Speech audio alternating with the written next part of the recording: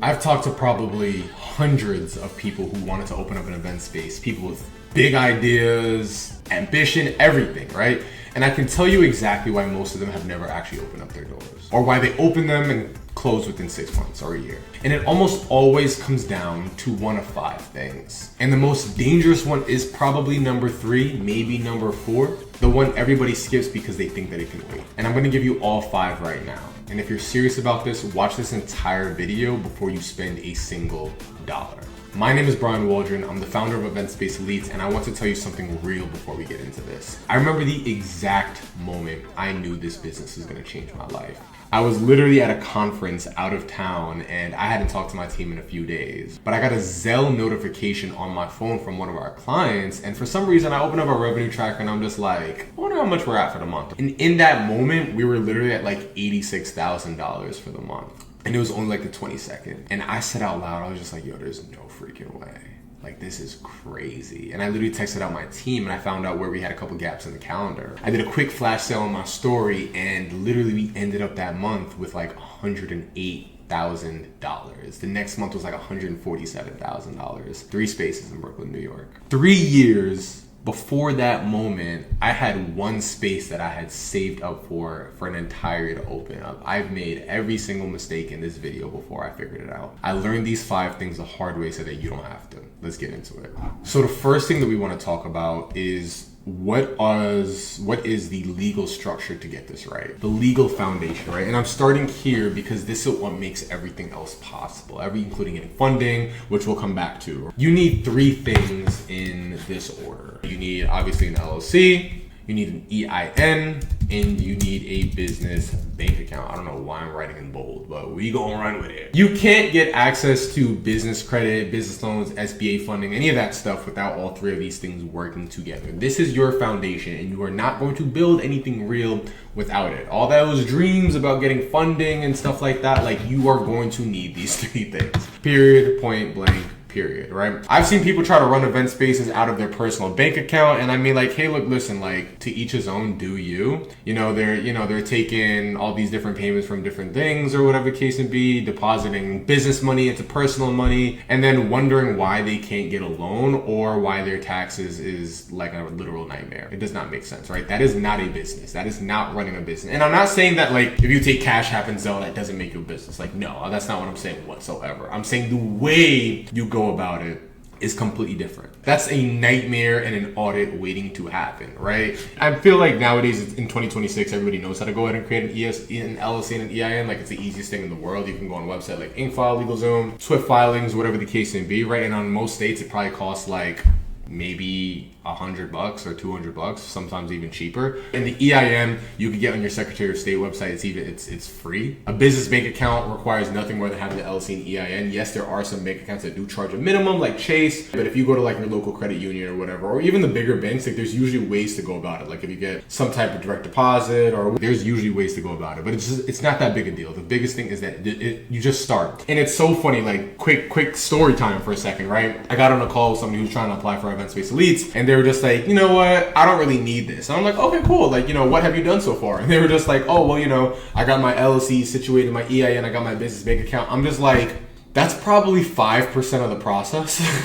But good job though, like great work, you know what I mean? But it's like anybody who says that, hey, look, listen, I don't need, help, or I don't need business help, or whatever the case may be, I can do these things. Like, okay, cool, like, go do it. You know what I'm saying? But I'm letting you know right now, like, this takes our clients 10 minutes. Like, we tell our clients straight up, like, hey, look, listen, get this stuff done, like, today. Like, it does not take a lot of time. The second thing that we want to look at, right, is the location, right? Like, that's the next thing we want to start to pay attention to, right? This whole regime of what we need to do is open up an event space. And I want to be very specific here, right? Because find a good location is probably the most useless advice in this industry. Like, if it was all about finding a good location, okay, cool, fine, go talk to a realtor. Like, anybody who's watching this video right now and believes in their heart of hearts that all you need is a good location to be successful in this business, as God is my witness, don't even apply for Event Space Elites. Go do that. Go do that and come back and let me know how that worked out. Because here's the thing, right? A good location does not mean everything. It doesn't mean, it damn near means nothing at all. Yes, location is super important, but here's the thing. What do we define as a good location? Because what people are going to tell you on this internet is that, oh, well, I need all this parking and I gotta be 10 minutes outside my house and it's gotta be accessible and it's gotta be on the ground floor. And like, yes, all those things are positives. All those things do help, but they do not weigh the numbers. They do not outweigh the numbers in the business. They don't. That is super important. When I was looking for my first space in Brooklyn, like, okay, cool. Yeah, I might have to drive a little bit farther out for the numbers to make sense. But that's the name of the game. You got to get the numbers right, baby. You know what I'm saying? The second thing that I look, and when I say the numbers, like, let me be super ultra specific here, right? Like, I'm talking like price per square foot, rent amount, the amount of rent concession that I'm getting, the parking, and then the minutes away from the house. Like, those are all plus. Those are pluses. Like those are pluses. Those are extras to me. Those are not the make or break deals. Second thing I looked at, super important, floor plan of the property. This is important because when people are looking at your venue, if you are coming in and it's looking like a school hallway, I'm good. I don't want it. It's too narrow. Like, I'm okay. Another thing is like ceiling height. And here's like, I've seen some that like fit like a basement and I don't want that. The best thing that I loved about my first event space, Fulton Studio, was that it had a huge open floor plan. It had 2 separate rooms, one for the ballroom, one for the lobby, or where the guests can kind of gather and things of that nature. And like people loved it. Like, that thing was booked out Friday, Saturday, Sunday, 3 months in advance. Still running. The low ceiling height, yeah, you can probably get around it, but it's gonna be a tough sell. I ain't gonna lie. The next thing is definitely the lease terms, which goes back to the numbers in the deal. I'm not signing a 12-month lease. Ooh, shocker. Well, I'm not doing that, right? For you to get your money back, you're gonna have to be in the game for a little while. Like, I'm not going ahead and putting the money in the property and I gotta be out in 12 months. Like, it does not make sense. Like, I'm not gonna do that. You know what I mean? Like, I'm gonna need at least like a 3-year lease to really see my money back. You know what I'm saying? So like, yeah, and here's the thing, right? Especially when you're brand new in the business, like, you don't know the seasonality of it yet. We do, right? We know the seasonality because I've been in it, right? But like, you don't know the seasonality. You don't know the maintenance costs. You don't know whether the neighborhood foot traffic changes with this festival or whatever the case would be. So it's like, to be in it only 12 months, like, that's just not enough time for you to see a return on your money.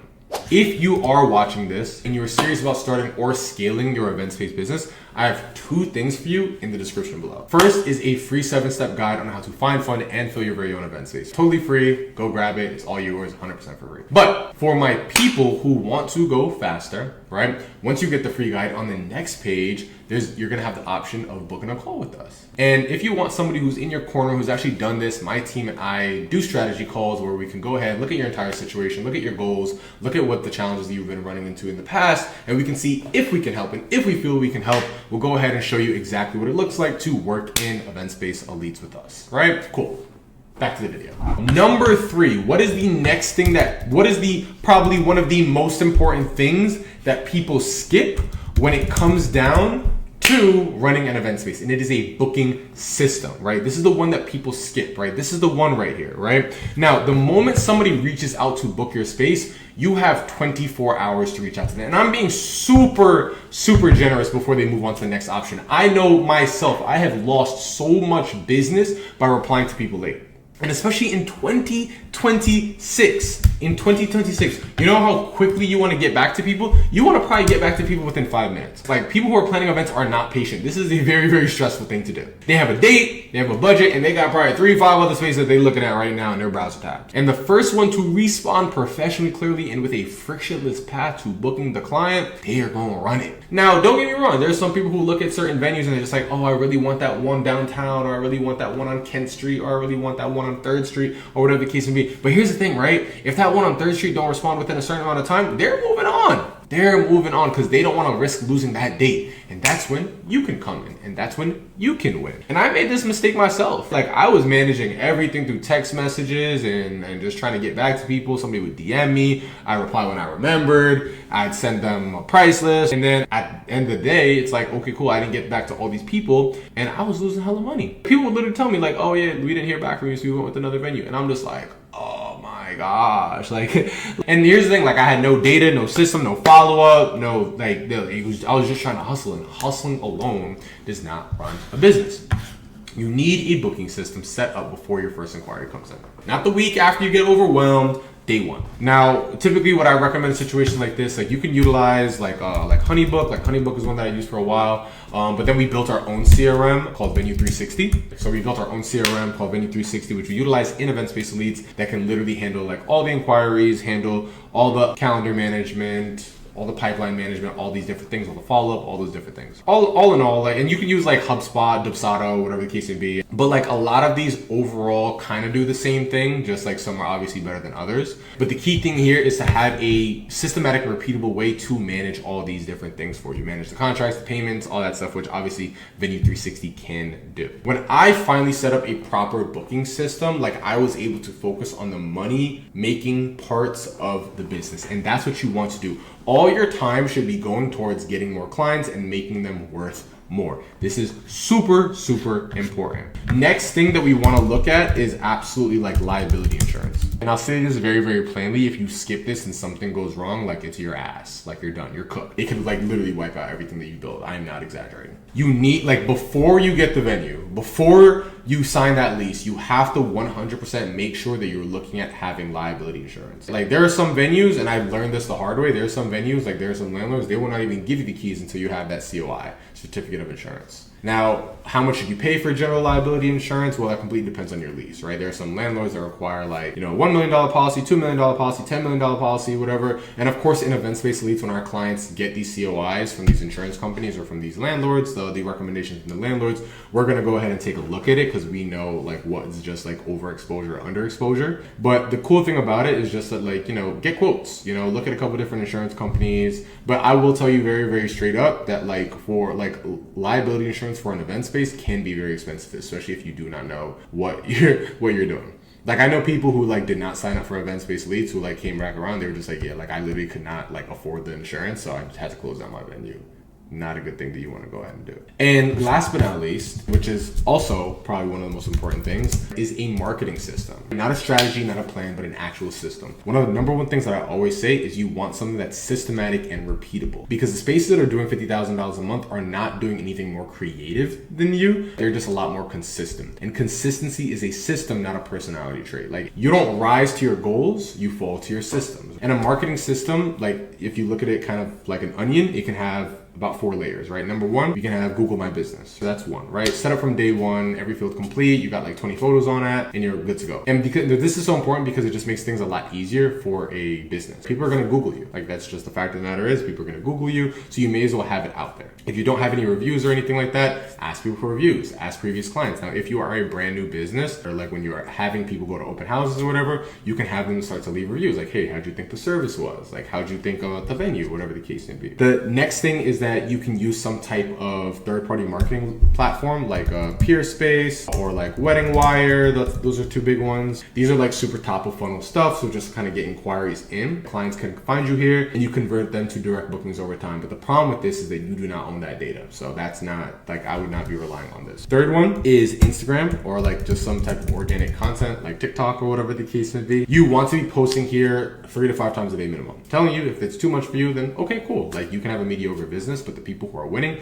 are doing this. Event recaps, behind the scenes, client testimonials, before and afters, all those different things. User generated content, like you can repost every single one. And then last but not least, of course, a website or what as we like to call a book a tour system. This is super important, right? And this is because you want to capture those clients' information and then turn them into a booked tour and then obviously a booking. And here's the thing, right? Like when you are relying on these third-party listing websites, you don't get this information. So somebody who booked you for a baby shower, they're gonna have to book through that third-party listing again to book you for a first birthday party, and that just does not make sense. These 5 things that are super important. You got your legal foundation, you got the right location, you've got a booking system that's live before day one, you've got your insurance, and you have a consistent marketing platform. These are not advanced strategies. These are just simply the fundamentals. The difference between people who are making $50,000 a month and the people who are struggling at $5,000 is almost never talent or luck. It's one of these 5 things done consistently from the beginning. Stop waiting until you're ready. You'll never feel ready. Ready is not a feeling, it is a decision. People who win in this business start before they feel ready and figure it out along the way. That's exactly what I did. So if you are looking for somebody who wants more information on this business, we have a free guide in the description. It is 7 steps to find, fund, and fill your very own event space. And then if you are somebody who's taking this business a lot more serious, wants to avoid all those costly mistakes, there's going to be an option to book a call on the following page after the guide. Book a call, fill out some quick information. We'll be able to go ahead and jump on a call, see the exact things that you want to accomplish, what has prevented you from accomplishing them, and then how we can go ahead and fit in and make sure that you have a fast path towards getting what you want and making this happen and become a reality. All right, let's get it. I'll see you guys in the next video.